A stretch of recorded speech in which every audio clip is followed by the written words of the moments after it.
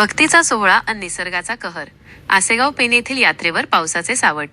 दुपारी अचानक झालेल्या अवकाळी पावसामुळे आसेगाव पेण येथील श्री संत गजानन महाराज यात्रेत एकच गोंधळ उडाला.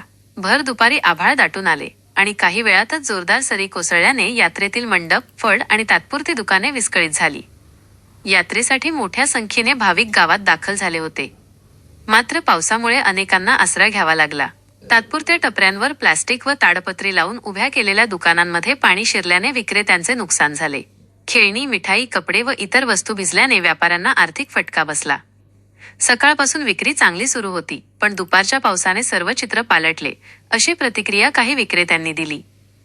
पावसामुळे चिखल झाल्याने यात्रेच्या परिसरात हालचालींना अडथळा निर्माण झाला. भक्तीच्या या सोहळ्यावर पावसाने विरजण घातल्याने भाविक आणि व्यापारी दोघांमध्येही चिंतेचे वातावरण पाहायला मिळाले.